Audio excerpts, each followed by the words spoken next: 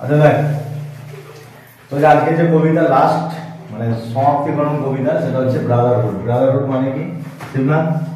Brotherhood মানে হচ্ছে ভ্রাতৃত্ববোধ। কি বল? ভ্রাতৃত্ববোধ। ব্রাদারহুড মানে কি? ভ্রাতৃত্ববোধ। মানে আমরা একে অপরের সাথে যে মিলেমিশে থাকবো সেটা হচ্ছে ব্রাদারহুড। বা তুই কাউকে সম্মান জানাচ্ছিস সেটা হচ্ছে তোর ব্রাদারহুড। বড় ভাইকে সম্মান জানাস তো, ঠিক সেরকম এইখানে যে কবিতাটা আমাদের অক্টাভিও পাজ লিখেছে কাকে সম্মান জানানোর উদ্দেশ্যে?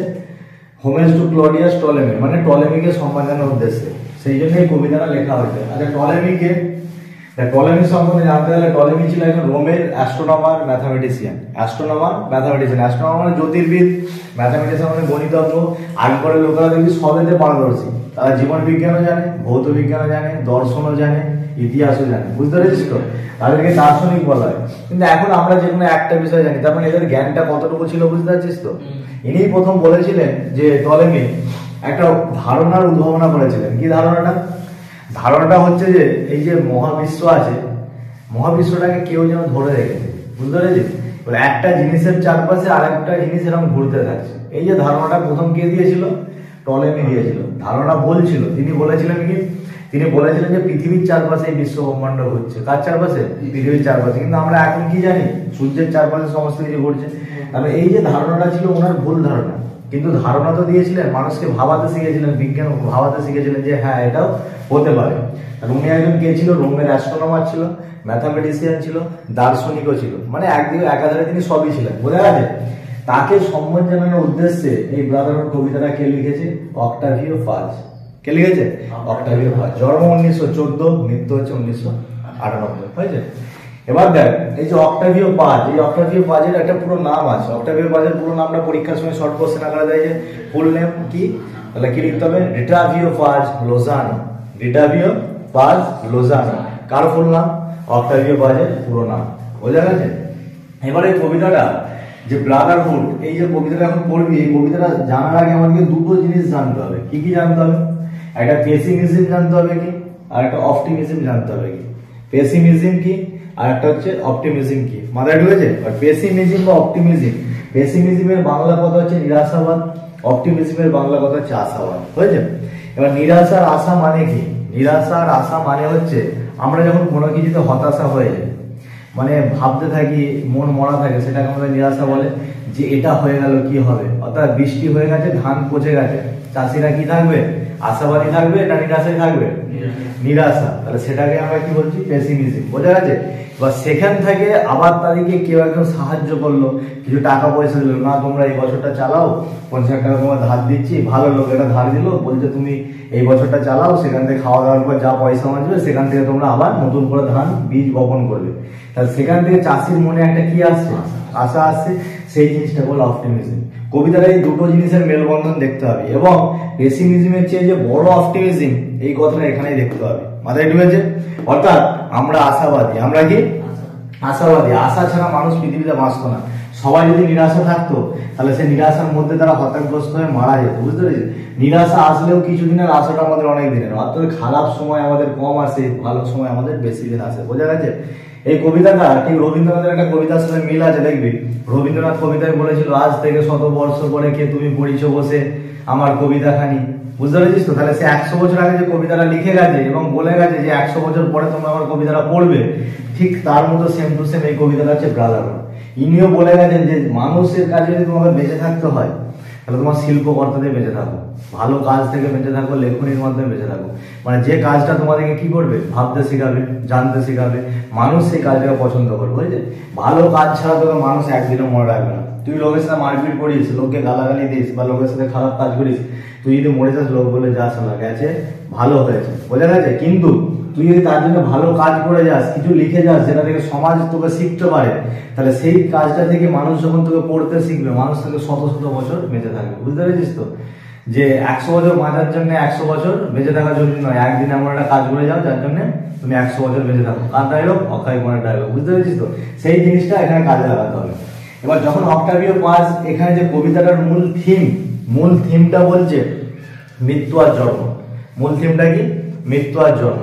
আচ্ছা, জন্ম আমাদের সীমিত, জন্মের পর আমরা বড় হয় কত বছর? আগে করে লোক 100 বছর বাঁচতো, এখনকার লোক কত বছর বাঁচে? 50 বছর বাঁচে। কত বছর বাঁচে? 50 বছর। কিন্তু সেই 50 বছরটাকে অক্টাভিও পাঁচ বলছে খুব ক্ষুদ্র সময়। কি সময়? খুব ক্ষুদ্র সময়। কেন? দেখ আমরা ছোট ছিলাম, কখন 11-এ উঠে পড়েছি, কখন 12-এ উঠে পড়েছি, কাল কখন বিয়ে শাদী হয়ে গেল, আবার সে মারা গেল। তাহলে এই যে জন্মটা সীমিত, কিন্তু মৃত্যুটা আমাদের অসীম। মৃত্যুর পরে কোটি কোটি বছর তুই মরা থাকবি, কি তারপরে কি হবে সেটা মৃত্যুর পরের লোকই জানে, আগে না মৃত্যুর পরে। তাহলে মৃত্যু সম্বন্ধে আমরা জানি না, তারপরে মৃত্যু এখানে এনরমাস, মানে মৃত্যু হচ্ছে অসীম। মৃত্যুটা কি? মৃত্যুটা অসীম। বোঝা গেছে? তাহলে অক্টাভিও পাঁচ কি বলছে? অক্টাভিও পাঁচ বলছে আমাদের জন্মের থেকে কি মৃত্যু বড়, জন্মের থেকে মৃত্যু বড়। জন্ম আমাদের 50 বছর 60 বছর, কিন্তু মৃত্যু কতদিন আমরা জানি না। তাহলে সবাইকে মরে দেখতে হবে, কিন্তু মৃত্যু সবার আসবে, মৃত্যু সবার আসবে। এইটাই তিনি কবিতায় বোঝাতে চাইছেন যে সুতরাং মরে থেকে আমাদেরকে বেঁচে থাকার জন্য আমাদেরকে কিছু ভালো কাজ করে যেতে হবে। এইখানে এটা বিশেষ করে জোর দিয়েছে লিখে যেতে হবে। কি করতে হবে? লিখতে হবে। অর্থাৎ লেখার মাধ্যমেই তো অক্টাভিও পাঁচ বেঁচে আছে। তিনি কবিতাটা লিখে গিয়েছিলেন বলেই তো আমরা এখানে কি করছি? পড়ছি, এবং তাকে কি করছি? স্মরণ করছি। মাথায় ঢুকেছে? তাহলে পেসিমিজম কি, অপটিমিজম কি বোঝা গেছে? আচ্ছা, এই কবিতার যখন প্রথম নাম ছিল, এটা একটা হচ্ছে মেক্সিকান পোয়েম। কি পোয়েম? মেক্সিকান হচ্ছে প্রথম যখন কবি জন্মান, তার জন্মস্থান হচ্ছে মেক্সিকো, এবং সেখানকার তিনি কবিতা লিখেছিলেন, এবং সেটার নাম ছিল হারম্যান্ডার্ড। কি নাম ছিল? হারম্যান্ডার্ড। বুঝছেন? এটাকে ইংরেজিতে ট্রান্সলেট করে নাম দেওয়া হয়েছিল ব্রাদারহুড। ইংরেজিতে ট্রান্সলেট করে নাম দেওয়া হয়েছিল ব্রাদারহুড। যে নামটা দিয়েছিল, ট্রান্সলেট করেছিল, তার নাম হচ্ছে এলিয়েট উইনবার্গার। কি?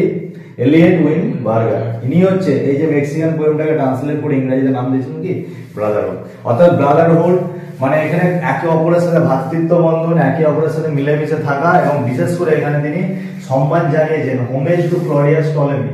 অর্থাৎ হোমেজ মানে সম্মান, কাউকে শোয়িং রেসপেক্ট, তুই কাউকে সম্মান জানাচ্ছিস বা সম্মান দেখাচ্ছিস, সেটার মানে হচ্ছে হোমেজ। কাকে দেখাচ্ছিস? টলেমিকে দেখাচ্ছিস। মাথায় ঢুকেছে? এবার এই যে কবিতাটা আমরা যখন পড়বো, এই কবিতাটা কি ধরনের সেটা আমাদেরকে জানতে হবে। কবিতাটা কি ধরনের? ফার্স্ট, ব্রাদারহুড হচ্ছে একটা লিরিক্যাল পোয়েম। কি পোয়েম?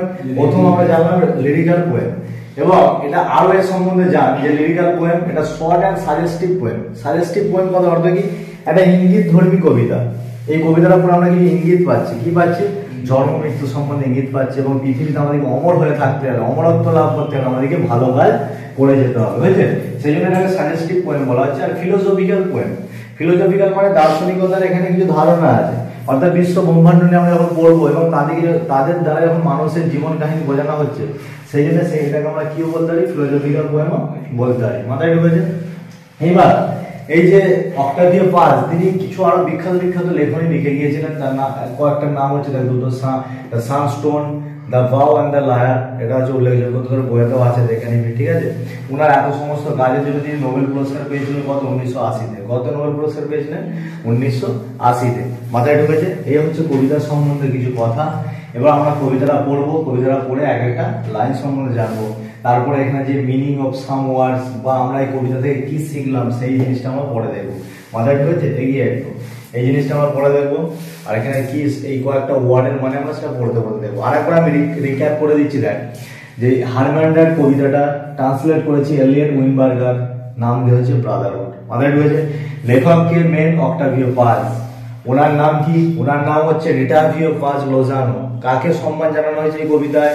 সম্মান জানানো হয়েছে টলেমিকে, জানানো হয়েছে সম্মান। টলেমি কে ছিলেন? রোমের একজন অ্যাস্ট্রোনমার ছিলেন, একজন ম্যাথামেটিশিয়ান ছিলেন। বোঝা গেছে? আর হোমেজ মানে কি? হোমেজ মানে শোয়িং রেসপেক্ট, কাউকে সম্মান জানানো হচ্ছে শোয়িং রেসপেক্ট। বোঝা গেছে? তিনি কত খ্রিস্টাব্দে নোবেল পান? 1980-তে। এবং এই কবিতাটা কি ধর্মী কবিতা? লিরিক্যাল কবিতা, short and suggestive poem, philosophical poem. মাথায় ঢুকেছে? এমসিকিউ এগুলো পড়তে পারে। বোঝা গেছে? এবার দেখ কবিতাটা আমি এক এক করে পড়া শুরু করছি, সময় বইটা দেখ। প্রথম যে লাইনটা আছে, আই এম এ ম্যান, আমি একজন মানুষ। আই এম এ ম্যান, আমি একজন মানুষ। লিটল ডু আই লাস্ট, এবং আমার অস্তিত্ব কি? আমি এই পৃথিবীতে কদিন আছি? কয়েকদিন, মানে খুব অল্প সময় আছে। এইখানে কি বলেছিলাম? এই কবিতার মধ্যে পেসিমিজম আর অপটিমিজমের মেলবন্ধন ঘটবে, সেটাই দেখতে হবে। যেন হতাশ হয়ে কবি বলছেন, আই এম ম্যান, আমিও তো মানুষ। লিটল ডু আই লাস্ট, আমারও এখানে অস্তিত্ব সীমিত। এখানে মানে কোথায়? পৃথিবীতে। হয়েছে? আচ্ছা, প্রথমেই কবিতাটা কি দিয়ে শুরু হচ্ছে? একটা হতাশ, একটা নিরাশা, যেন একটা কি ভাবছে, এরকম চিন্তাধারা থেকে কবিতাটা শুরু হচ্ছে। সুতরাং প্রথমে এখানে কি বোঝানো হচ্ছে? প্যাসিমিজম বোঝানো হচ্ছে। হয়েছে? এবং এই নিরাশাটা কেটে কেটে কেটে আস্তে আস্তে আশাতে পরিণত হবে। সেইটা আমরা লাস্ট লাইন পর্যন্ত দেখবো। বলছে second line, and the night is enormous, রাত্রি হচ্ছে অসীম। রাত্রি অসীম। আচ্ছা, এখানে রাত্রি অসীম কেন বলা হয়? হ্যাঁ, রাত্রি কেন অসীম? কারণ রাত্রিকে এখানে নাইট রেফার্স টু, দেখ ওয়ার্ডের মানে দেখ, নাইট বলতে শুধু রাত নয়, নাইট বলতে রাত হলে তো রাত কেটে যেত, আবার দিন আসতো, 12 ঘন্টার টাইম হয়েছে। কিন্তু বলছে night refers to darkness of death, মানে মৃত্যুকে বোঝানো হয়েছে এখানে। নাইট মানে কাকে বোঝানো হয়েছে? নাইট মানে মৃত্যুকে বোঝানো হয়েছে, মাথায় ঢুকেছে? সেই জন্য বলছে মৃত্যুটা কতদিনের বা কত বছর আমাদের থাকতে হবে সেটা আমরা কেউ জানি না, আমাদের নতুন জন্মকাল পর্যন্ত।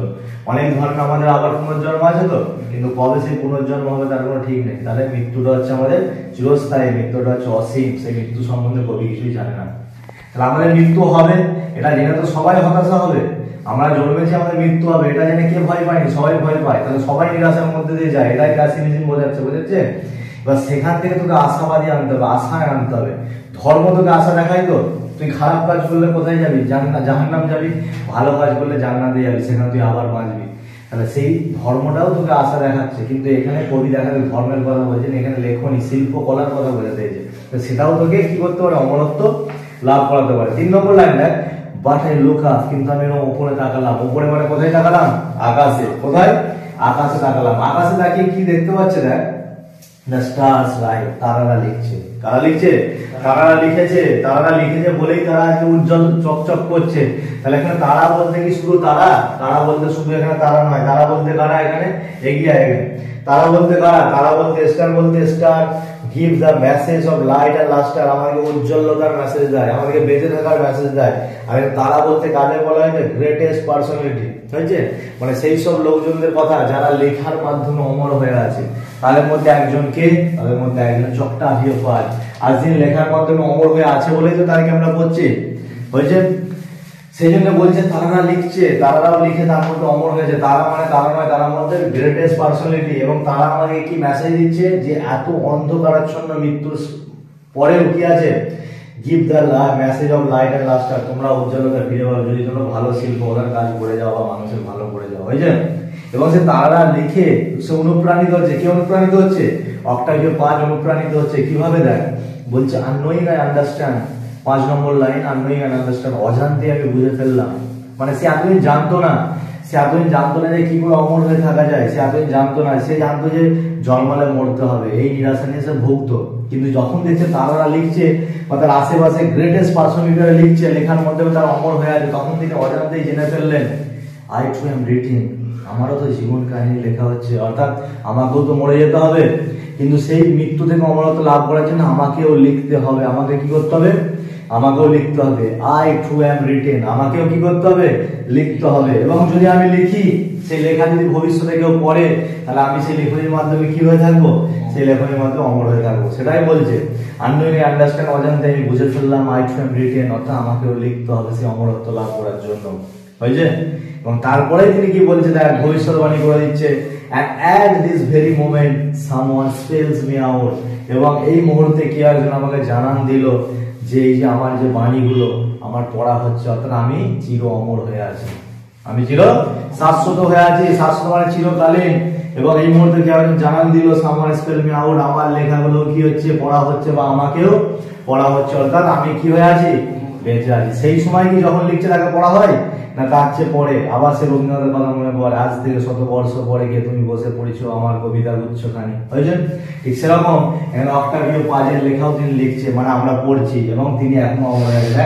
মারা গেছে 1998 সালে, আজকে 2023 সাল।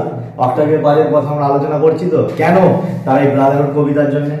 আর লাইনের কবিতা তিনি বোঝাতে যাচ্ছেন আমরা যদি শিল্পকলার ভালো কাজ করে যাই, অবশ্যই আমাদেরকে মানুষ কি করবে? মনে রাখবে। মাথায় ঢুকেছে? আরেকবার কবিতাটার মানে দেখ, অর্থাৎ লাস্ট অব্দি এসে তিনি যখন বেঁচে আছে মানুষের মধ্যে, তার নিরাশা থেকে কোথায় চলে আসলো? আশাতে চলে আসলো। কখন আশাতে আসলো? তাই কে আশাটা দিয়েছিল? স্টার্স। কে আশাটা দিয়েছিল?